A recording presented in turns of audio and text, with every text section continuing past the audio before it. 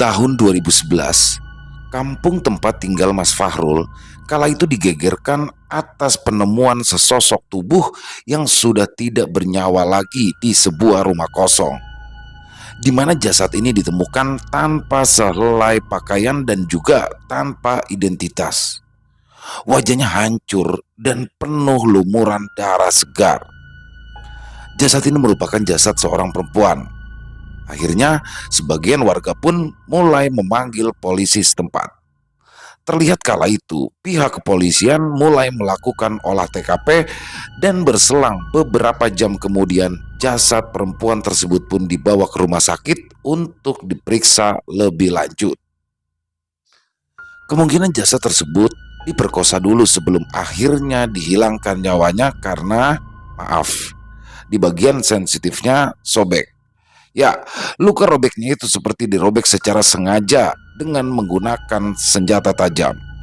Ya, perempuan itu dibunuh dengan cara yang sangat keji. Lehernya dicekik dengan menggunakan seutas tali, lalu untuk menyulitkan proses identifikasi, pelaku memukul wajah korban sampai hancur sehingga semua orang pun menjadi sulit untuk mengenali wajah si korban. Ada kemungkinan wajah si korban ini dipukul dengan menggunakan batu atau benda keras semacamnya secara berkali-kali. Selain itu, ditemukan juga banyaknya sekali luka memar di hampir seluruh bagian tubuh korban. Ada juga beberapa bagian tubuh yang terdapat luka sundutan rokok. Jadi, sebelum dibunuh selain diperkosa juga kemungkinan mendapatkan tindakan penganiayaan. Diperkirakan usia korban 17 sampai 20 tahunan. Setelah diselidiki lebih lanjut, pihak kepolisian pun merasa tidak asing dengan ciri-ciri korban. Karena baru-baru ini kantor polisi yang sama juga mendapat laporan orang hilang dengan ciri-ciri yang hampir sama, yaitu ada semacam tanda lahir di bagian kuping kanannya. Pada akhirnya, pihak kepolisian pun menghubungi keluarganya guna memastikan bahwa jasad tersebut adalah anggota keluarga yang mereka cari ataupun bukan. Tak berselang lama, keluarga yang dimaksud tiba di kantor polisi dan kemudian mereka pun langsung diajak menuju ke sebuah rumah sakit di mana jasad itu berada. Mohon maaf, di sini kami tidak mendapatkan izin untuk menyebutkan lokasinya di mana. Amel merupakan anak bungsu dari 3 bersaudara. Kedua kakaknya sudah menikah dan tinggal bersama pasangan mereka masing-masing. Sedangkan ayahnya telah meninggal dunia. Sejak Amel duduk di bangku SMA kelas 1, suatu hari Amel tiba-tiba saja menghilang dari rumah. Terakhir sebelum hilang, Amel sempat mengirimi satu SMS ke ibunya yang berisi, "Bunda, maafin Amel ya. Amel gak bisa jaga kepercayaan Bunda. Amel sayang banget sama Bunda." Akan tetapi saat itu, Bu Novi, selaku bundanya Amel pun coba menghubungi HP milik anaknya. Tapi HP Amel kala itu sudah dalam kondisi tidak aktif. Perasaan Bu Novi pun benar-benar khawatir. Akhirnya beliau pun memutuskan untuk menjemput Amel ke sekolah. Akan tetapi menurut wali kelas Amel, hari itu Amel tidak masuk sekolah. Disinilah Bu Novi sangat terkejut kala mendengar hal itu. Terlebih Amel anaknya tidak pernah bolos sekolah kecuali sakit atau ada urusan keluarga secara mendadak. Lantas kemana perginya Amel? Setelah seharian menunggu, sampai saat itu sekitaran jam 7 malam, Amel tak kunjung pulang. Bu Novi pun dibantu dengan Ani dan Kiki yang merupakan kakak-kakaknya Amel mencari Amel ke rumah teman-temannya Amel. Justru hasil yang didapat nihil. Teman-teman Amel mengaku tidak pernah bertemu Amel satu harian ini. Drop bukan main kondisi dari Bu Novi. Mereka pun lalu kembali pulang ke rumah tanpa Amel. Keluarga berharap Amel segera pulang. Kita kembali ke soal penemuan jenazah. Ya, jasad ini ditemukan dalam kondisi tidak berbusana sehelai benang pun dan tidak ada identitasnya. Polisi pun menghubungi keluarga Amel karena korban memiliki ciri yang sama, yaitu ada tanda lahir di telinga kanannya.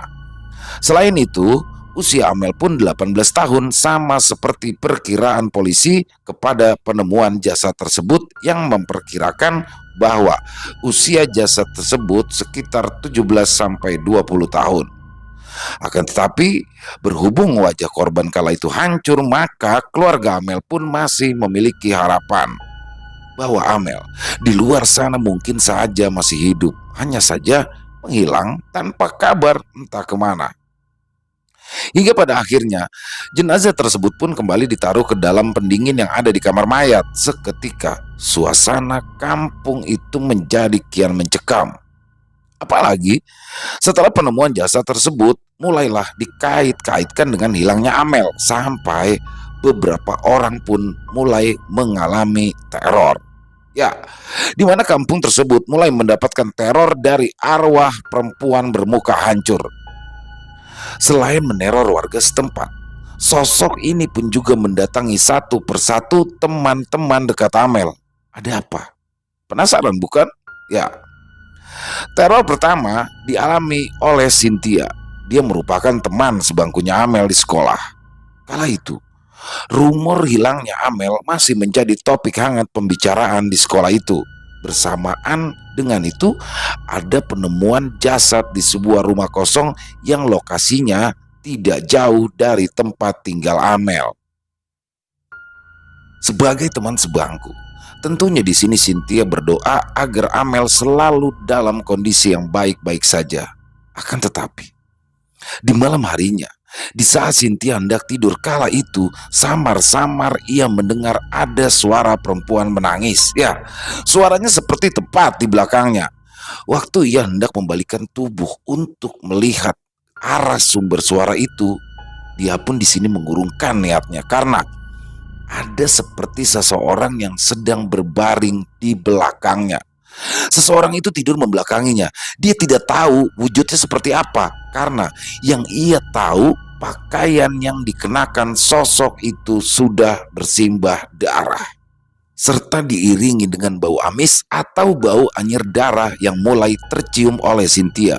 Sebenarnya saat itu Cynthia ingin sekali muntah, tapi ia coba menahannya karena ia tidak mau menimbulkan suara. Sayangnya, sosok itu tahu jika Cynthia belum tertidur.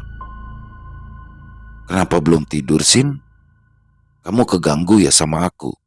Cynthia yang mendengarkan perkataan itu, tubuhnya langsung membeku. Takut, ya, tapi jelas dia lebih ke arah penasaran.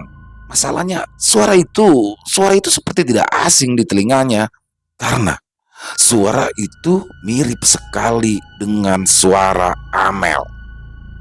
Tak lama kemudian, terdengarlah suara dipan kasur Cynthia seperti berdenyit. Cynthia pun dapat dengan jelas merasakan pergerakan yang ada di belakangnya. Tiba-tiba ada sebuah tangan yang memeluk Cynthia dari arah belakang. Kali ini Cynthia dapat merasakan dengan jelas ada hembusan nafas di tengkuk belakang lehernya. Tangan ini pucat dan terasa dingin sekali. Pemilik tangan itu tidak bisa bicara apa-apa. Hingga pada akhirnya, lambat laun Cynthia pun terlelap dalam tidurnya. Aneh, seolah tangan yang memeluknya itu memberikan kenyamanan, seakan Cynthia sedang dipeluk oleh seorang sahabat baik. Cynthia pun memutuskan untuk tidak menceritakannya kepada siapapun apa yang ia alami semalam. Dia di sini juga tidak ingin berasumsi bahwa sosok tersebut adalah Amel karena pihak keluarga Amel juga masih belum mendapatkan informasi tentang di mana keberadaan Amel. Teror kedua kala itu dialami oleh Ayu yang notabene-nya masih teman sekelas Amel. Saat itu Ayu baru saja pulang dari musola. Dia tidak berjalan sendiri tapi ramai-ramai bersama teman sekampung. Akan tetapi kala itu teman-temannya ini iseng. Mereka mengajak Ayu untuk melewati sebuah rumah kosong, di mana rumah kosong itu merupakan tempat penemuan jasad waktu itu. Di sini Ayu sangat kaget. Dan saat Ayu fokus menatap ke arah rumah kosong tersebut, teman-temannya tadi justru malah meninggalkannya seorang diri. Akhirnya Ayu pun memutuskan untuk langsung pulang, dan ketika dia menyadari bahwa teman-temannya sedang iseng, Sepanjang perjalanan Ayu pulang ke rumah, kala itu dia merasa jika ada seseorang yang mengikutinya dari arah belakang. Dia pun kala itu semakin yakin jika orang itu benar-benar mengikutinya karena saat ia berhenti, seseorang yang berada di belakangnya juga ikut berhenti. Dan ketika dia mulai berjalan lagi, orang itu pun juga ikut berjalan lagi. Ayu yang sudah sangat ketakutan pun memutuskan untuk berlari pulang ke rumahnya.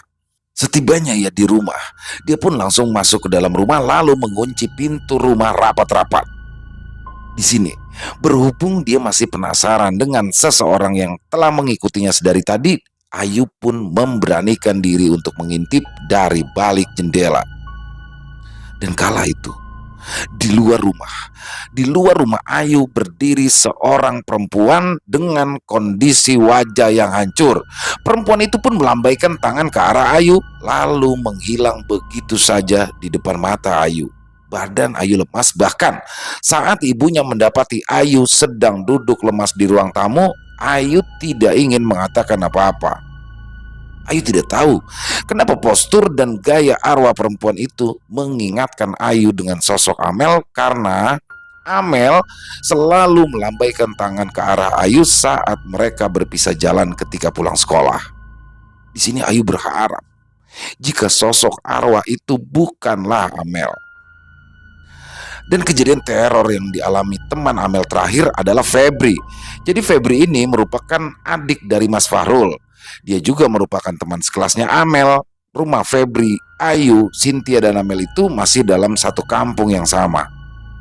Selain teman sekolah, mereka juga merupakan teman sedari kecil. Jadi mereka sudah saling hafal dengan tingkah laku dan kebiasaan masing-masing.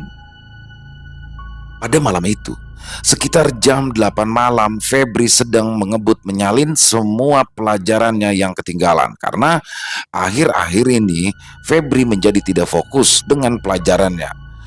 Soalnya kala itu dia membantu ibu dan kakak Amel untuk mencari keberadaan Amel, meskipun ujung-ujungnya mereka semua tetap mengalami jalan buntu. Nah, ketika Febri sedang sibuk menyalin tugas, tiba-tiba ada seseorang yang mengagetkan dia dari balik jendela kamarnya. "Hayo, ngerjain apa?" Ya, Febri tahu. Febri sangat tahu itulah siapa, apalagi suaranya sangat khas. "Gak kaget kok, Mel. Udah biasa kamu kayak gini.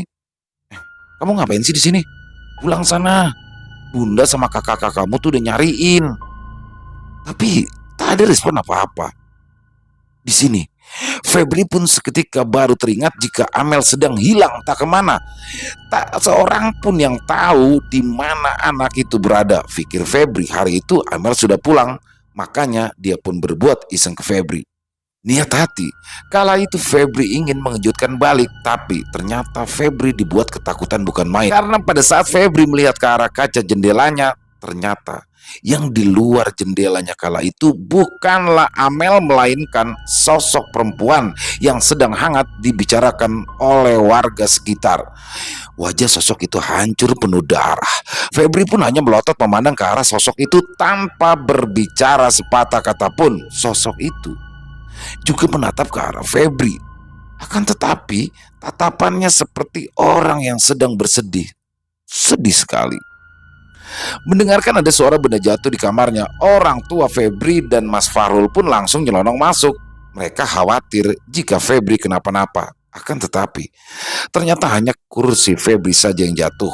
Mungkin kursi itu terjatuh saat Febri merasa kaget lalu spontan berdiri, hingga ia pun tak sengaja menyenggol kursi belajarnya lalu kursi itu jatuh. Sangat berbeda dari kedua temannya.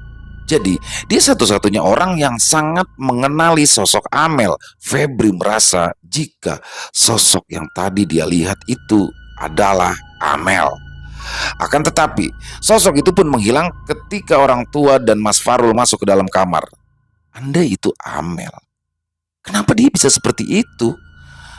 Apalagi cara sosok itu mengagetkan, dirinya sama persis seperti kebiasaan yang selalu Amel lakukan. Ya, sama seperti yang lain. Febri di sini memilih untuk menyimpan rapat-rapat apa yang sudah ia lihat.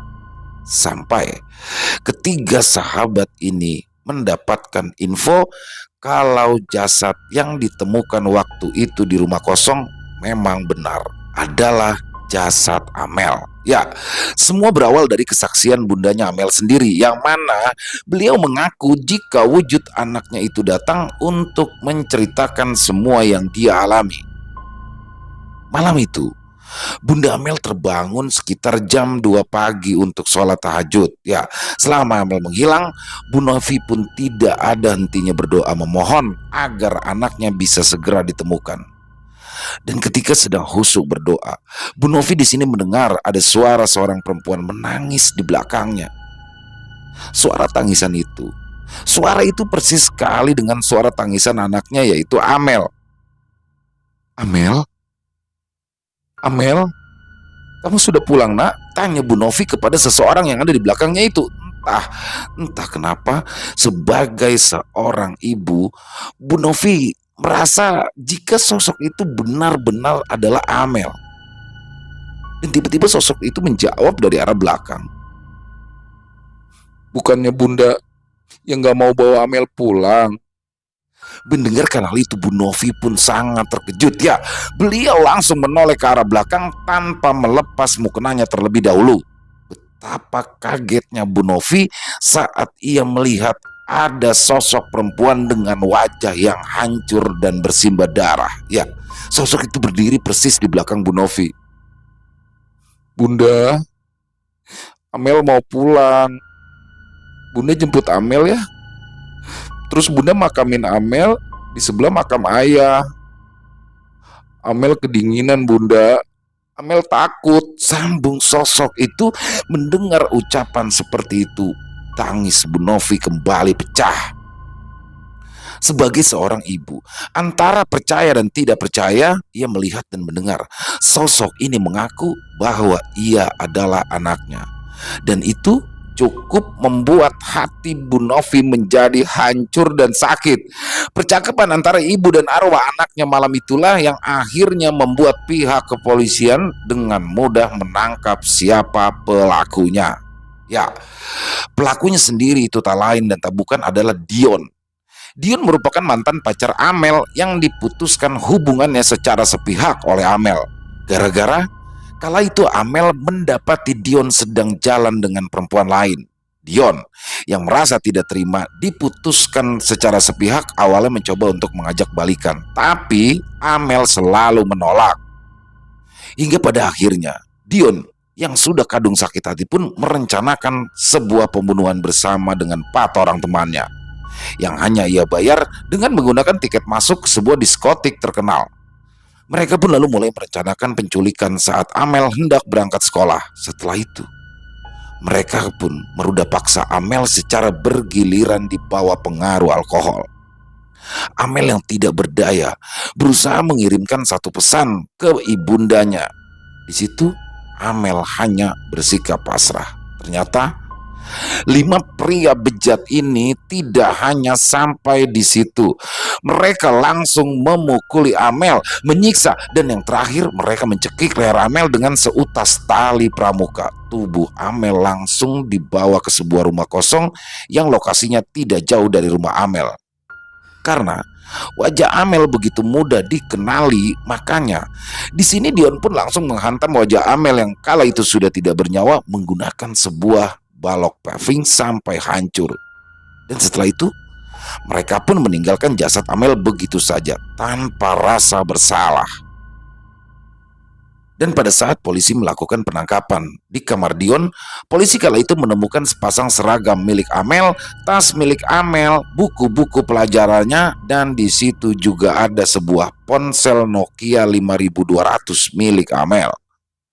Dion pun langsung ditangkap dan dibawa ke kantor polisi untuk dimintai keterangan lebih lanjut. Barulah dari keterangan Dion, polisi pun dapat dengan mudah menangkap satu persatu 4 teman Dion yang membantu aksi bejatnya tersebut. Keluarga Amel pun tidak menyangka bahwa jasad yang mereka lihat pada waktu itu merupakan jasad dari Amel. Harapan mereka pupus tentang kondisi Amel yang baik-baik saja. Jenazah Amel pun lalu dibawa pulang ke rumahnya dan setelah itu dimakamkan tepat di samping makam mendiang ayahnya, persis seperti apa yang Amel minta. Semua keluarga pun berkumpul di rumah Bu Novi, teman-teman, dan para bapak ibu guru Amel di sekolah juga kala itu nampak hadir. Terutama Cynthia, Ayu, dan Febri. Mereka terus-menerus menangis tak ada hentinya. Mereka masih tidak percaya dengan kepergian Amel selama-lamanya. Dan ternyata apa yang mereka lihat waktu itu ternyata merupakan arwah Amel. Bu Novi pun langsung teringat perkataan arwah Amel pada waktu itu. "Bunda, nanti Amel akan terlahir dari perut Mbak Ani. Jadi Bunda tak akan kesepian karena Amel akan selalu ada untuk Bunda." Wallahu a'lam. Ani yang sempat dinyatakan tidak bisa hamil, tiba-tiba setelah 40 harinya Amel, Ani positif hamil. Usia kandungannya baru 3 minggu dan benar apa yang dikatakan arwah Amel pada waktu itu.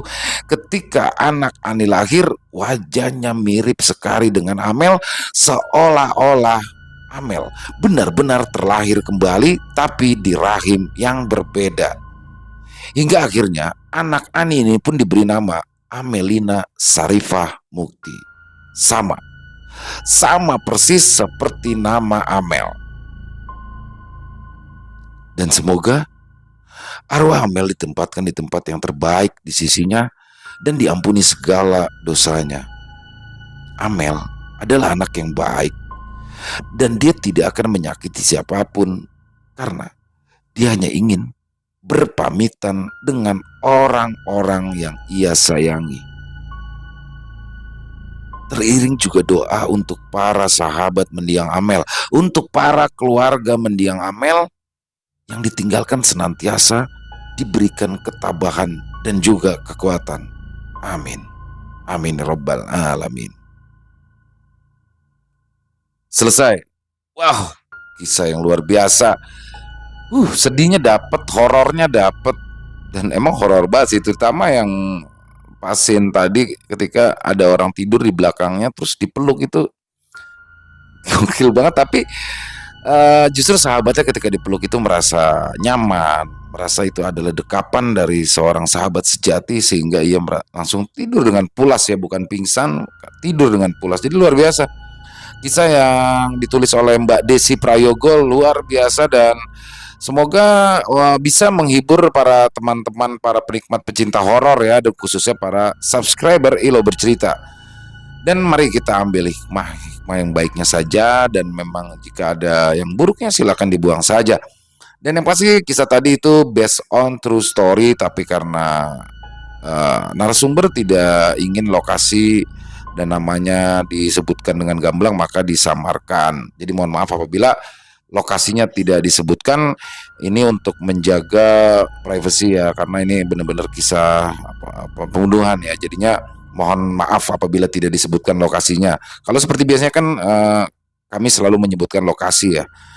Ya itu aja, mungkin teman-teman mungkin ada yang punya komentar lain, silakan bisa ditulis di kolom komentar, ataupun hanya sekedar untuk saling menyapa, silakan ditulis. Insya Allah kami akan membalasnya satu persatu.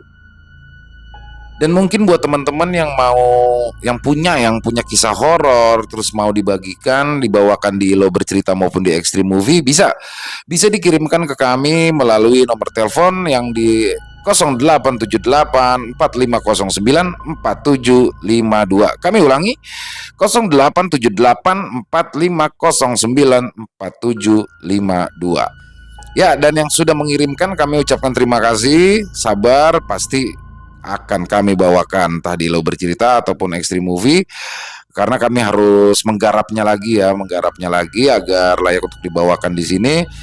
Pasti kami bawakan, tidak mungkin tidak. Ya, itu aja. Di akhir kata saya Ilo mengucapkan permohonan maaf apabila ada kata-kata saya yang salah. Apabila ada kata-kata saya yang mungkin kurang berkenan di hati teman-teman, saya mohon dibukakan pintu maaf yang seluas-luasnya, karena saya hanyalah manusia biasa, tempatnya salah dan dosa. Dan sampai jumpa lagi di konten-konten kami selanjutnya yang pasti tidak kalah serunya, yang pasti tidak kalah horornya. Masih bersama saya Ilo di Ilo Bercerita. Salam sehat, sukses selalu untuk kita semua. Amin amin ya rabbal alamin. Wassalamualaikum warahmatullahi wabarakatuh.